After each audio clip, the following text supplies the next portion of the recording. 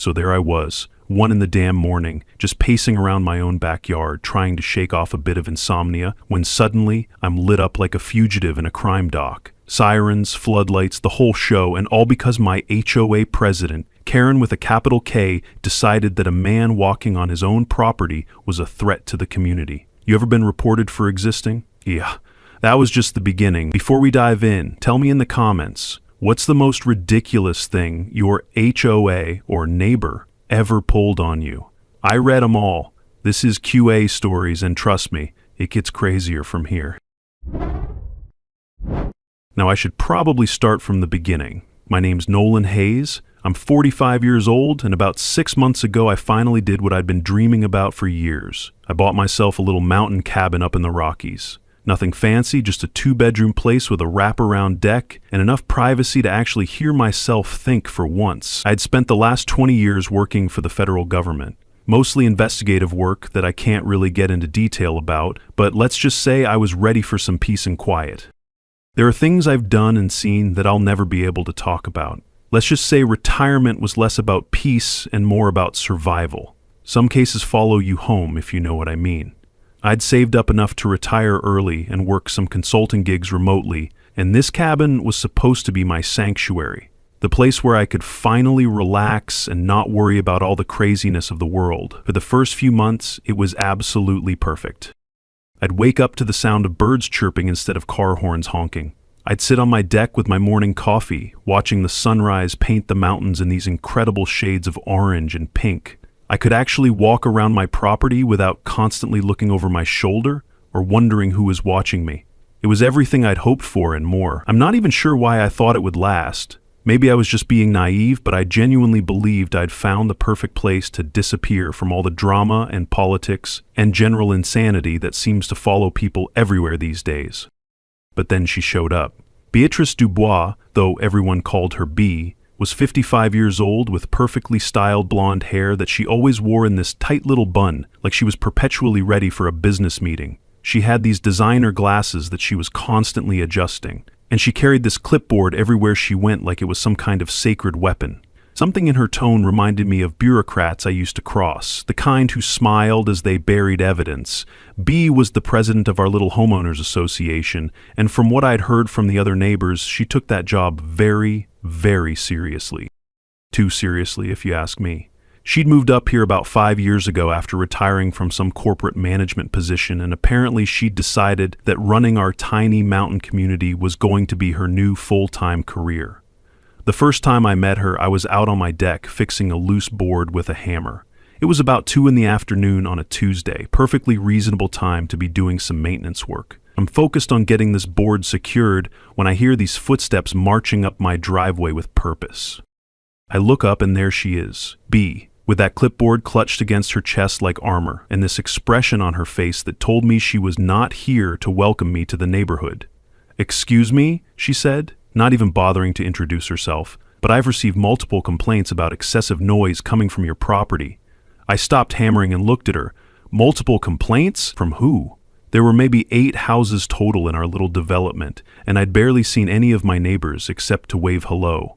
"I'm sorry," I said, trying to keep things friendly, "but I'm not sure what you're talking about. I'm just fixing a loose board on my deck during normal daytime hours." But B was not having any of it. She launched into this whole speech about community standards and property values and how my disruptive behavior was affecting everyone's quality of life. She gestured so aggressively at the loose board, her clipboard smacked her in the face. I had to bite my lip to keep from laughing. I kept working while she talked, figuring she'd eventually run out of steam and move on to bothering someone else. But she just kept going, reading from her clipboard about noise ordinances and HOA regulations and threatening further action if I didn't comply with her demands. And I'm thinking, lady, I moved to the middle of nowhere for a reason. The last thing I need is some wannabe cop with a clipboard telling me when I can use a hammer on my own property. When she finally finished her speech, I looked up at her and said, very calmly, "I appreciate your concern, but I'm within my rights to do maintenance work on my own property during permitted hours. I'm not breaking any laws or HOA rules." Her face went red and she started sputtering something about how I clearly didn't understand how things worked around here. That's when she dropped the line that should have been a huge red flag. "Well, Mr. Hayes, I guess you'll just have to learn the hard way that we don't tolerate troublemakers in this community." She turned around and marched back down my driveway, muttering something under her breath about teaching people lessons. I watched her go, and something in her tone told me this wasn't just an idle threat. Should I have taken her more seriously from the start? Maybe, but at the time, I figured she was just another busybody who'd eventually find something else to focus her energy on. Looking back, I should have known better. People like B don't just give up and move on. They double down and escalate. And escalate is exactly what she did. Later that evening, I found myself staring at the HOA violation notice she'd left tucked under my door, wondering if I was in over my head. The letterhead was all official looking, but something about the whole situation felt off, like I was about to step into a fight I wasn't prepared for. The next morning, I'm sitting on my deck having my coffee when I see B walking past my driveway. Not a big deal, right? Except she's walking really slowly, and she's got her phone out, and she's clearly taking pictures of my property. I'm watching her through my kitchen window thinking, okay, that's weird, but maybe she's just, I don't know, documenting something for legitimate HOA business. By the end of the week, she'd turned daily patrol walks into a ritual. Slow strolls, camera raised, documenting whatever imaginary crimes she could invent. One morning, she shuffled past my gate dragging a leash with a stuffed golden retriever attached. I kid you not, the damn thing still had a tag from the dollar store. I'm starting to feel like I'm living under some kind of surveillance state, except instead of the government watching me, it's a retired corporate manager with too much time on her hands and a serious control problem. The irony wasn't lost on me. I used to tail cartel couriers through alleyways. Now, a retiree with a clipboard had me checking over my shoulder in my own yard. Then came the passive-aggressive notes, always starting with "Dear Resident," like she couldn't be bothered to remember my name, printed on official HOA letterhead with absurd gold borders. Suspicious late-night activity? I'm usually in bed by 10 p.m., and the most exciting thing I do after dark is maybe read a book or watch some Netflix, but according to B's notes, I was apparently running some kind of criminal enterprise out of my quiet little cabin. Apparently my typing counted as electronic noise, and Doug stopping by to borrow a wrench was an unauthorized gathering.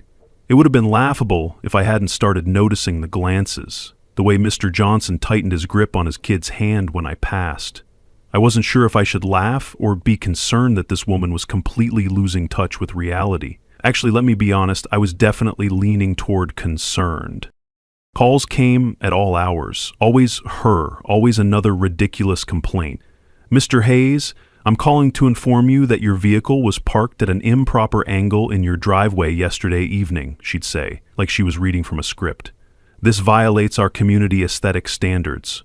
Or, "Mr. Hayes, several residents have reported that your outdoor lighting is too bright and is disrupting their sleep patterns. I don't even have outdoor lighting except for one small porch light that's probably dimmer than most people's night lights." But B was determined to find fault with everything I did, no matter how ridiculous it sounded. The breaking point came when I found out she'd been organizing these concerned neighbor meetings to discuss what she called the Nolan problem. Doug Miller, my next-door neighbor, who's a retired police chief and probably the most reasonable person in our entire development, filled me in on what was happening. Doug wasn't surprised. In fact, he'd been expecting it. "She's been making calls," he said, "and this time she's got an agenda." Doug's a good guy. He's in his early 60s, still looks like he could wrestle a bear if he had to, and he's got this calm, steady way of talking that immediately puts you at ease. "I don't know what her deal is," he continued, "but she seems to think you're some kind of threat to the community. I've been watching you for 6 months, and the most dangerous thing I've seen you do is overcook your breakfast bacon. You ever think of starting a revolution, Doug?" I asked. He grinned, sipping his coffee. "Only if we get uniforms." I appreciated Doug's support, but I could tell this situation was spiraling out of control. B wasn't just being annoying anymore, she was actively trying to turn the entire neighborhood against me. And the worst part was, I had no idea what I'd done to deserve this level of harassment. I'd been nothing but polite to her. I'd followed all the rules, I'd kept to myself and minded my own business, but apparently that wasn't enough for Bia.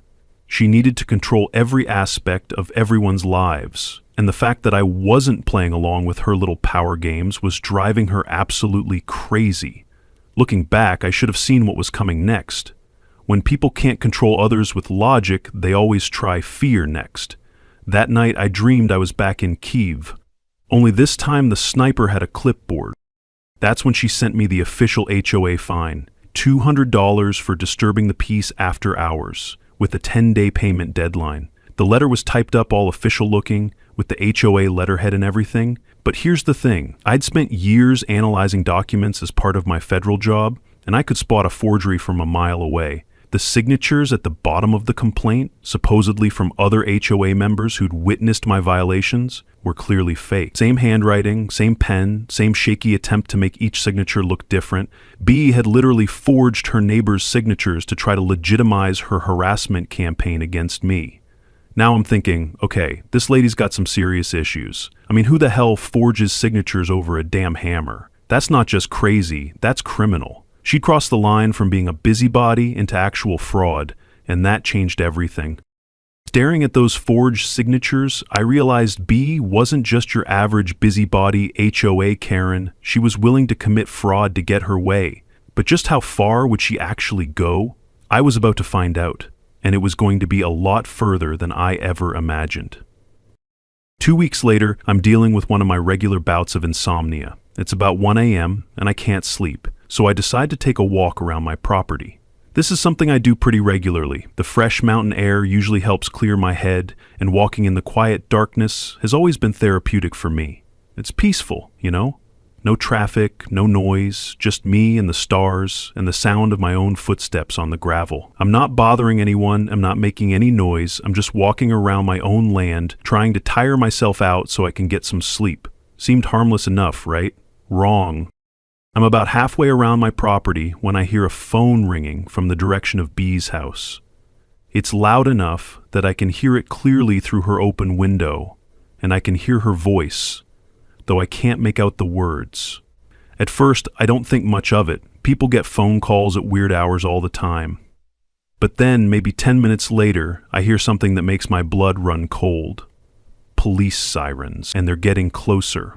The sound starts as a distant wail echoing off the mountain ridges, then grows louder and more urgent. I can see the red and blue lights creeping over the ridge like some kind of predator hunting in the darkness. I'm standing there in my own driveway, in my pajamas and a jacket, wondering what kind of emergency could possibly be happening in our quiet little mountain community at 1 a.m.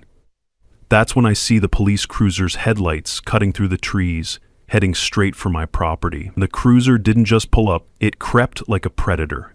Then the spotlight hit me full in the chest, and for a second, I wondered if Bia had finally succeeded. The officer who got out of the car was young, maybe late 20s, and he had that serious, alert expression that cops get when they're responding to a potentially dangerous situation.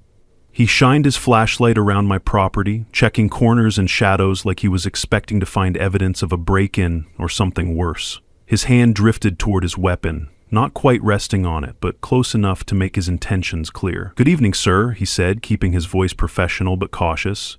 "I'm Officer Johnson. We received a call about suspicious nighttime activity at this address. Are you the homeowner?" I could feel my heart pounding, but I kept my voice calm and steady. "Yes, officer. I'm Nolan Hayes. I live here. I was just taking a walk around my property because I couldn't sleep. Is there some kind of problem?" He looked at me carefully, probably trying to figure out if I was telling the truth, or if I was some kind of criminal who'd been caught in the act of doing what exactly? Walking around my own land? I had about 15 different ways I could have handled this situation, most of them involving my federal credentials, but something told me to wait and see how this played out. "We had a report of someone possibly preparing to break into homes in the area," Officer Johnson explained, still keeping his flashlight trained on me. "The caller said they observed suspicious behavior and thought residents might be in danger." I almost laughed out loud. Suspicious behavior? I was wearing pajama pants and fuzzy slippers, for crying out loud. If I was planning to break into someone's house, I'd probably have worn something a little more practical. "Officer," I said, trying to keep the sarcasm out of my voice, "I think there's been a misunderstanding here. I'm just walking around my own property. I do this pretty regularly when I can't sleep. I'm not breaking any laws, and I'm certainly not planning to break into anyone's house." That's when I heard footsteps coming up my driveway, and Doug Miller appeared out of the darkness like some kind of guardian angel. The sound of his boots on the gravel was deliberate, authoritative, the kind of walk that says, "I belong here, and I know what I'm doing." He was fully dressed, which surprised me at first, but then I realized he'd probably been woken up by the sirens too.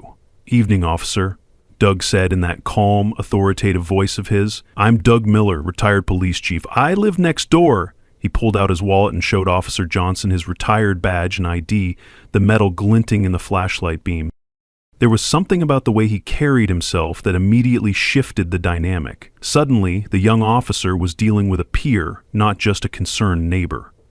"I can vouch for Mr. Hayes here. He's been a good neighbor for 6 months and he takes these late-night walks regularly. There's nothing suspicious about it." But then Doug did something I wasn't expecting. He pulled out a manila envelope and handed it to Officer Johnson. "You might want to take a look at these documents, officer. Mr. Hayes has some background that requires certain privacy considerations for ongoing security reasons." The envelope was thick, heavier than it looked. Whatever was inside shifted the air between us. I watched Officer Johnson's face change as he read whatever was in that envelope. His whole demeanor shifted from suspicious to respectful, and he handed the documents back to Doug with a nod.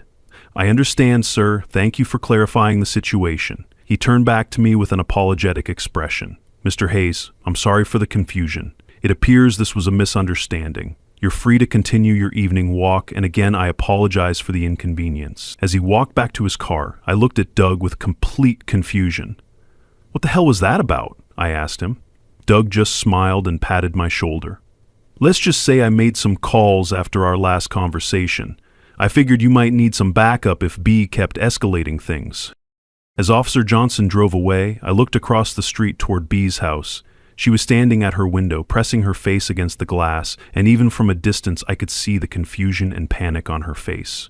She'd called the cops, expecting to see me get arrested, expecting to finally get rid of the troublesome neighbor who wouldn't bend to her will.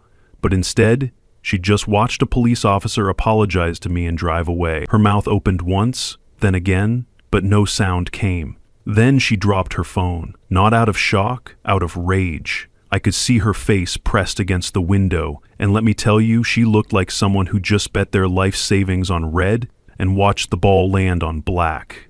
Her plan had backfired spectacularly, and she clearly had no idea what had just happened. But more than that, I could see something else in her expression. Fear, real fear. As the officer apologized and drove away, I caught B's eyes through her window. She looked scared, really scared. Had she finally realized she was in over her head, or was this just going to make her even more dangerous? I was about to find out that with people like B, fear doesn't make them back down. It makes them double down, harder than ever. Back in my cabin, I pulled up the security camera footage on my laptop and watched the whole thing play out again. There she was, making the call, watching from her window, dropping her phone in rage. I leaned back in my chair and whispered to the empty room, "So that's how you want to play this. Game on."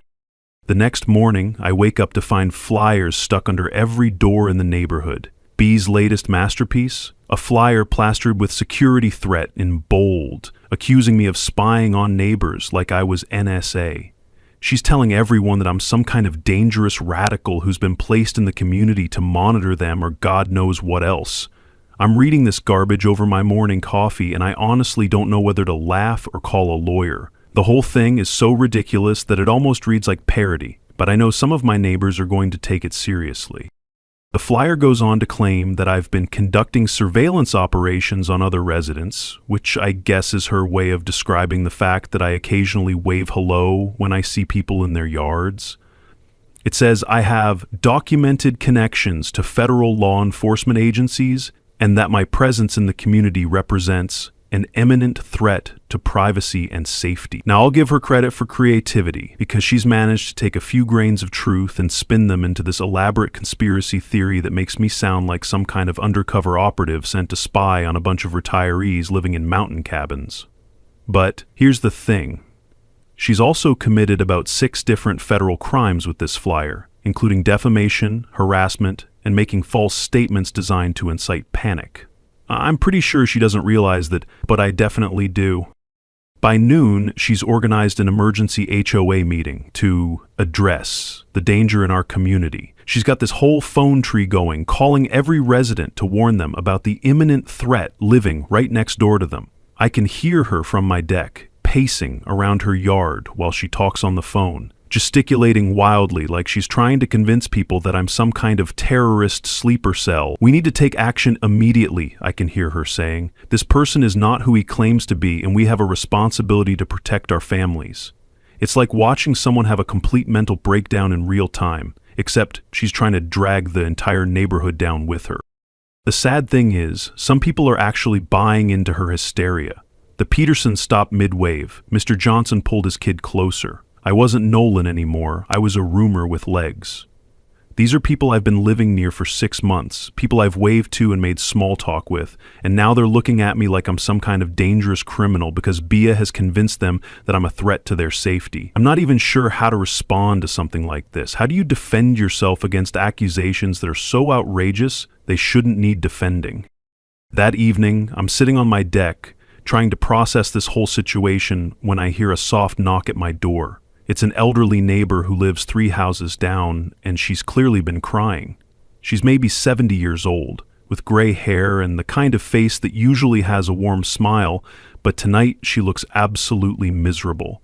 Her hands are trembling as she holds a tissue that's slowly unraveling between her fingers.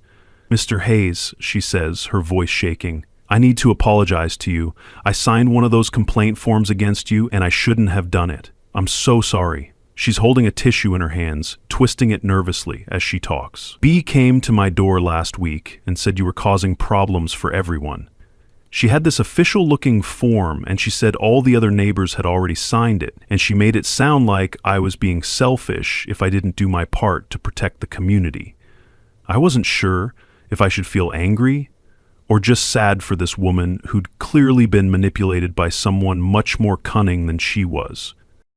The elderly woman goes on to explain that B has been bullying multiple residents for months, using these same tactics to get people to go along with her various crusades. She told the Johnsons their American flag was aggressively large, said it might provoke political unrest. She looks up at me with these sad, tired eyes that remind me of my own grandmother. "But what she's doing to you is different. It's meaner. It's like she's trying to destroy your life. And I can't be part of that anymore." The more she talks, the more I realize how systematic B's campaign of intimidation has been. This wasn't just about me, this was about control, pure and simple. I tell her I appreciate her honesty and that I don't hold anything against her. How could I? She has clearly been manipulated and intimidated by someone who's way better at this game than she is. But as I watch her walk back down my driveway, I can't help but feel a growing sense of anger, not at her, but at the system that allowed someone like B to terrorize innocent people for months without any consequences. I'm starting to understand that this isn't just about property lines and HOA rules. This is about power and what happens when people abuse it without anyone standing up to them. After the elderly woman leaves, I sit on my deck for a long time, thinking about what she'd told me. You know, I've dealt with some real pieces of work in my federal career, but this lady, she was something else entirely, a special kind of crazy. But now I realize this wasn't just about me anymore. This wasn't a neighbor feud. It was a control system, wrapped in bylaws, run by a tyrant in yoga pants. Other innocent people were suffering because of B's power trips, and that changed everything. These were good people, retirees who'd moved up here for peace and quiet just like me, and they were being terrorized by someone who got her kicks from controlling and intimidating others. What would you do at this point? Keep taking the high road and hope she stopped? Or start fighting fire with fire? I was still trying to figure that out when I realized that the decision might not be up to me anymore. Looking at the elderly woman's tearful apology, I realized B had turned neighborhood harassment into an art form. But if she thought I'd just roll over and take it like all the others, she was about to learn exactly how wrong she was. Because sometimes, when you push the wrong person too far, they pushed back in ways you never saw coming. 3 days later, I get a formal notice in my mailbox about an emergency HOA meeting. The subject line says Community Safety Resolution, and it's scheduled for 7 p.m. that evening at the community center. I'm reading this thing, and it's basically a legal document calling for my immediate removal from the neighborhood. According to the notice, the meeting will include a formal vote to revoke my residency rights and force me to sell my property within 30 days. I'm staring at this paper thinking, can she actually do this? I mean, I know HOAs can be pretty powerful, but can they literally just vote someone out of their own home? It seems crazy, but then again, everything about this situation has been crazy from the beginning. I show up to the meeting about 5 minutes early, and the community center is packed. There are maybe 30 people there, which is basically everyone in our little development plus some folks from the surrounding area. The fluorescent lights buzz overhead, casting that harsh institutional glow that makes everyone look slightly sick. Folding chairs are arranged in tight rows, and I can smell the lingering scent of burnt coffee from the pot in the corner. B stood beneath a banner that read "Community First," ironic given she'd spent months tearing it apart. She's wearing this navy blue business suit like she's about to give a corporate presentation, and she's got that clipboard clutched in her hands like a security blanket. The woman has clearly put a lot of time and effort into this moment, and I can see the confidence in her posture. She thinks she's got me cornered, and she's expecting to walk out of here with a complete victory. She starts her presentation by reading a prepared statement about protecting our families from dangerous individuals who pose a threat to our community. She's got this whole speech about how I've been systematically intimidating residents and spying on neighbors, filming children. This man is dangerous. It's the same garbage from her flyers, but now she's presenting it like she's some kind of prosecutor, making a case to a jury. She's got fake documentation, manufactured complaints, and she's even brought in a few residents who she's convinced to speak against me. The whole thing is like watching someone put on a one-woman show about how terrible I am, except some of the audience is actually buying into it. When she gets to the part about formally voting to revoke my residency rights, she's practically glowing with anticipation. "Ladies and gentlemen," she says, adjusting her glasses dramatically, "we have the power and the responsibility to protect our community from those who would disrupt our peaceful way of life. Tonight, we vote to remove this threat from our neighborhood once and for all." She's looking around the room like she's expecting applause, and I can see a few people nodding along with her. For a moment, I'm actually worried that this might work. Mrs. Langford wouldn't look at me. Mr. Cohn whispered something to his wife and moved 3 seats away. The woman behind me actually got up and switched chairs. Maybe she's managed to convince enough people that I'm dangerous. Maybe they really are going to vote to kick me out of my own home.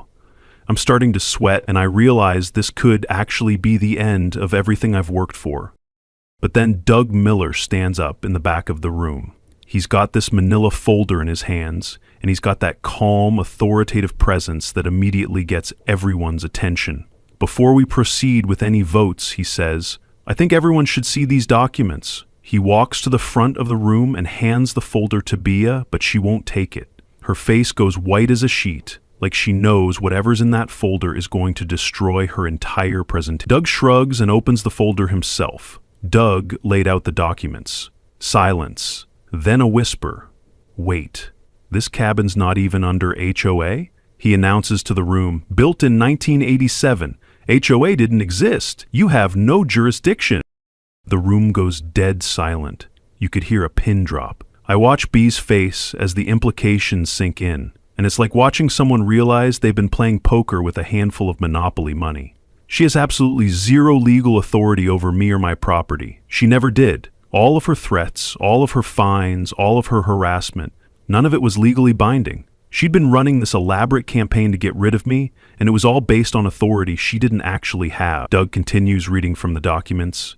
"Furthermore, any attempts to force a property owner to sell based on fraudulent claims of HOA authority could be considered extortion under state law." Someone hit record. B's kingdom was crumbling, and the internet was about to watch it live. Now people are starting to whisper to each other, and I can see the mood in the room shifting dramatically. Doug looks around the room and addresses the crowd directly. "I've been watching this situation unfold for months," he says, "and I've seen enough harassment campaigns in my career to know one when I see it. Mr. Hayes has been a good neighbor who's followed all applicable laws and regulations. He's not a threat to anyone, and he doesn't deserve to be treated like this." Then he turns to Bay, who's just standing there looking completely stunned. "As for you, Mrs. Dubois, I strongly suggest you reconsider your approach to community leadership. What you've been doing isn't leadership, it's bullying, and bullying has consequences. The room is so quiet you can hear people breathing, and B looks like she's about to collapse. Her little power empire is crumbling in real time, and everyone is watching it happen. That's when I decided to speak up. I stood up and addressed the room. I came here for silence, not war, but I won't be bullied out of my own life. Some people started nodding, and I could see a few of them looking at B with disapproval. The meeting basically dissolved into chaos after that, with people asking uncomfortable questions about her other enforcement actions and demanding to know what other authority she'd been claiming that she didn't actually have. Voices were rising, fingers were pointing, and I could see years of suppressed frustration finally boiling over. One woman stood up and shouted about the $50 fine she'd paid for her wind chimes. Another man demanded to know why his garden shed needed HOA approval. I've shared stories like this on QB Stories before, but this one hit different because it was happening to me in real time. The community was finally waking up to what B had been doing to all of us. As the meeting dissolved into chaos, and angry residents started confronting B, her eyes met mine across the room. But across the room, B's eyes weren't defeated, they were calculating. When cornered animals have nothing left to lose, that's when they become the most unpredictable. 2 days later, I'm sitting on my deck enjoying what I thought was going to be a peaceful morning when I see B marching up my driveway. She's got her phone in one hand and what looks like a stack of papers in the other, and she's moving with the kind of determined stride that tells me she's about to make one last desperate attempt to salvage her crusade against me. At this point, I'm thinking she can't possibly have any more tricks up her sleeve. Her legal authority has been completely demolished, her credibility in the community is shot, and most of the neighbors are actively avoiding her. But apparently, when some people are backed into a corner, they don't surrender, they double down and get even more dangerous. Her blouse clung to her back, soaked through. Her mascara was smudged like war paint. She stumbled on the last step, caught herself, then laughed, short, high, and off-key. She stops at the bottom of my deck steps and holds up her phone like she's about to record a video. "Mr. Hayes," she says, and her voice has this shaky, unhinged quality that immediately puts me on alert. "I'm calling the state authorities to report your illegal activities and suspicious behavior. You think you can intimidate me with your government connections and your threatening behavior? But I know what you really are." She starts dialing numbers on her phone, and I realize she's actually planning to call someone. Probably the state police or the FBI or whoever she thinks might be interested in her conspiracy theories about me. "You've been conducting surveillance on innocent families, and I have evidence of your criminal activities. This ends today." I'm watching this woman have what appears to be a complete mental breakdown on my property, and I'm honestly not sure how to respond. Should I call the police? Should I try to reason with her? Should I just go inside and wait for her to exhaust herself? But then she says something that makes my blood run cold. "I'm going to make sure everyone knows what kind of dangerous person you really are. I'm going to contact every agency, every news station, every authority figure until someone listens to me and does something about you." That's when I realize she's not just having a breakdown. She's planning to wage a systematic campaign to destroy my life, using every resource she can think of. This woman is genuinely unhinged, and she's not going to stop until one of us is completely destroyed. So I make a decision that I probably should have made months ago. I stand up and walk down to where she's standing, and I pull out my wallet. "Bae," I say, very calmly, "before you make any more phone calls, I think you should probably know who you're really dealing with." I'd carried that ID for years, tucked deep in my wallet like a scar. I didn't flash it for power, only when someone really needed to understand the line they'd crossed. I pull out my retired federal ID card and show it to her. It's got my photo, my full name, and right there in official government lettering, Internal Affairs Investigator, Department of Homeland Security. Her face goes completely white, and her phone almost slips out of her hands. "I maintain active security clearance for consulting work," I continue, "and I need to inform you that filing false police reports against federal personnel, even retired ones, is a serious federal offense that can result in felony charges. I'm not trying to be cruel here, but I can see that she needs to understand the gravity of what she's been doing." The transformation in her face is immediate and dramatic. All the fight goes out of her in about 2 seconds, and she's staring at my ID like it's a death sentence. Her hands start shaking, and she takes a step backward. You really, she stammers, and I can see her mind racing as she tries to process what this means. All those months of harassment, all those false reports, all those accusations. She's just been told that she's been committing federal crimes against someone who has the authority and connections to destroy her life with a phone call. I didn't know, she whispers, and for the first time since I've known her, she looks genuinely scared. Not angry, not defiant, just scared. And honestly, watching someone's entire worldview collapse in real time is both satisfying and a little bit heartbreaking. She mouthed something like, "It's not fair," as if the universe had personally betrayed her. Furthermore, I continue, keeping my voice calm and professional, I need to point out that document forgery, harassment, defamation, and filing false police reports are all serious crimes. The flyers you distributed containing false information could be considered libel, and your systematic campaign of intimidation could be prosecuted as stalking under federal law. I'm not trying to be cruel, but this woman needs to understand the gravity of what she's done. I could have you arrested right now if I wanted to. I could make one phone call and have federal agents at your door within the hour. But I'm not going to do that because I believe you're going to make some changes to your behavior starting today. She's nodding frantically, and I can see tears starting to form in her eyes. The fight is completely gone out of her now, replaced by the horrifying realization of what she's done. That afternoon, I'm not even surprised when I get a formal letter from the HOA announcing B's resignation from the board. No dramatic confrontation, no screaming match, no last-ditch effort to save face, just a simple resignation letter citing personal reasons and desire to focus on other priorities. Within 24 hours, she'd gone from being the self-appointed queen of our little community to being just another resident who keeps her head down and minds her own business. Some of the other neighbors start coming forward with their own stories about her harassment and abuse of power, and the pattern of her behavior becomes crystal clear to everyone. She'd been terrorizing people for years, and nobody had ever stood up to her before. That evening, I saw the Peterson kid yank down the HOA flyer, stapled to the community post, and stuff it in the trash without reading. Walking home that evening, I'm thinking about how quickly everything changed once the truth came out. And that's the moment it finally hit her. She'd been poking a bear this whole time, thinking it was just a harmless teddy bear. Have you ever seen someone's entire world crumble in real time right in front of you? It's something else. But as I passed Bia's house that night, I noticed her porch light was still on and her car wasn't in the driveway. Was she really done with me, or was this just the calm before a completely different kind of storm? I was about to find out that sometimes when people hit rock bottom, they actually find a way to change for the better. For the first time, I wasn't just the strange newcomer. I was someone people waved to, not because they had to, but because they wanted to. For the next several weeks, B basically disappeared from public view. The cabin creaked like old wood relaxing. Birds had returned to the trees near B's yard. Even they could tell it was finally safe.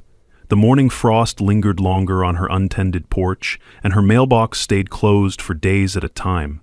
I'd occasionally see her tending her garden or checking her mailbox, but she kept her head down and avoided all eye contact with everyone.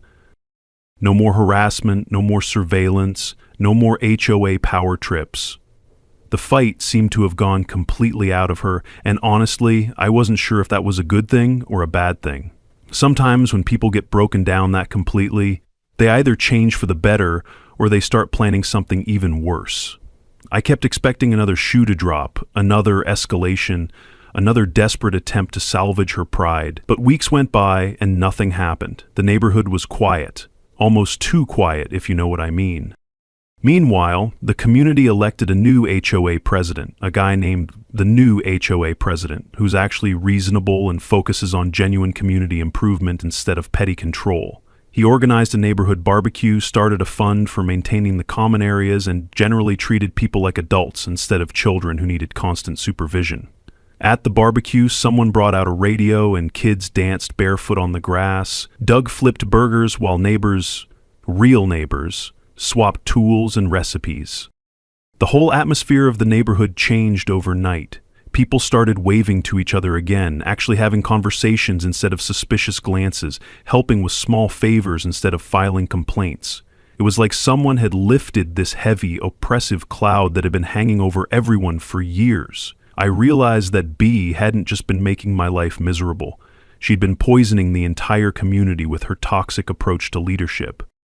I settled back into my peaceful routine of morning coffee on the deck, evening walks around the property, and actually enjoying the silence and solitude I'd moved up here to find. The mountain air felt cleaner somehow, like B's toxic energy had been poisoning even the atmosphere around us. I started helping other neighbors with various small problems, paperwork issues, dealing with contractors, stuff like that. Turns out, having a federal background makes you pretty good at navigating bureaucracy and spotting scams, and people appreciated having someone around who could help them cut through red tape. Mrs. Patterson asked me to review her insurance claim after a tree fell on her shed. The Johnsons needed help understanding a property tax notice that looked suspiciously inflated. It felt good to be useful again, to be part of a community instead of just hiding from the world. I wasn't sure if this was what retirement was supposed to feel like, but I was definitely enjoying it more than I'd expected. For the first time in months, I could walk to my mailbox without wondering what fresh hell awaited me there. 3 months after the whole confrontation, I'm sitting on my deck reading a book when I hear footsteps coming up my driveway. I look up, and it's B, but she looks completely different from the woman who'd been terrorizing me for months. Her hair is softer, less severe, she's wearing casual clothes instead of that business suit armor, and most importantly, she looks humble. Genuinely humble, in a way that you can't fake. She stops at the bottom of my steps and looks up at me with an expression I never thought I'd see on her face: sincere remorse. "Mr. Hayes," she says, and her voice is quiet, almost timid. "I was wondering if I could have a few minutes of your time. I know I don't deserve it, but I have something I need to say to you." She looked down at her shoes like a scolded child, then up at me with eyes not asking for approval, just a chance to not be hated. I invite her to sit on the deck, and she tells me the most surprising story I've heard in years. After our confrontation, she'd had what she called a complete breakdown and realized she needed professional help.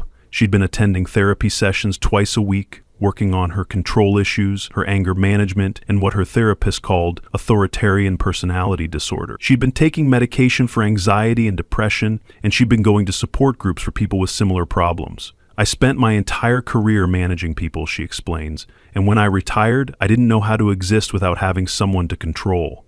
I turned our neighborhood into my personal office, and I treated everyone like employees who needed to be disciplined and managed."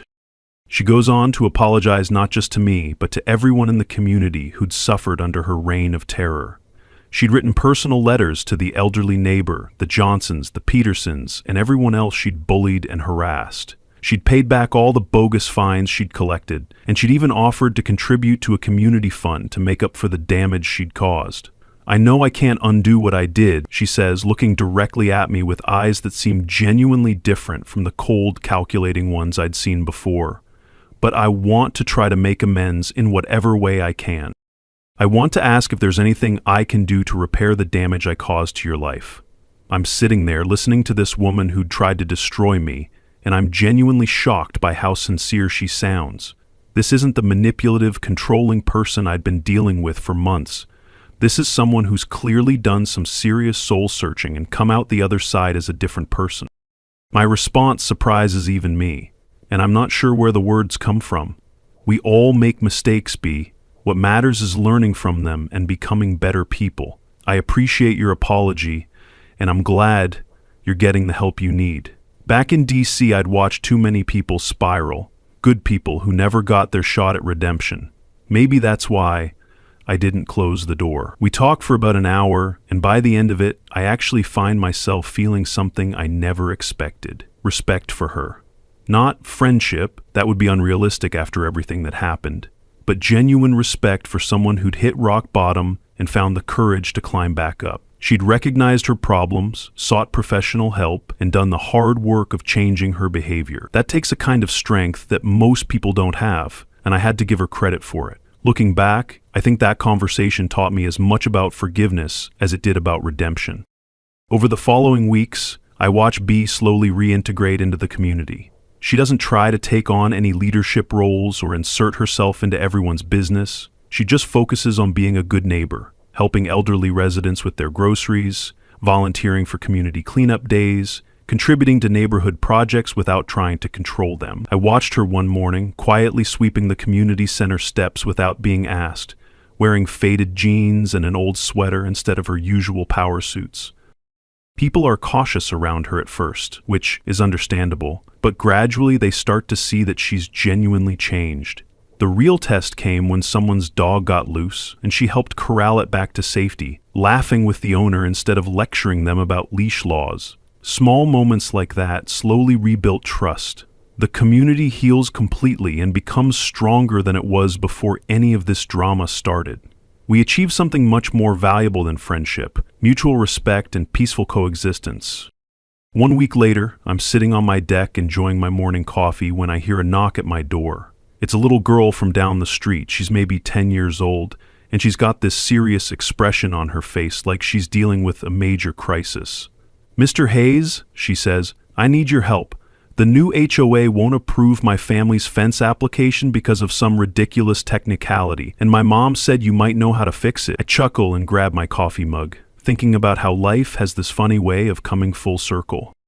Well, I guess I'm not really retired after all. Sometimes the best victories aren't about crushing your enemies. They're about helping everyone find a better way to move forward. And hey, if you enjoyed this story, there's plenty more where that came from. Because in a world full of power-hungry Karens and petty neighborhood tyrants, someone's got to help level the playing field. And apparently that someone is me. That night, I walked the same gravel path where it all started. No flashlights, no sirens, just stars overhead and the soft crunch of peace underfoot.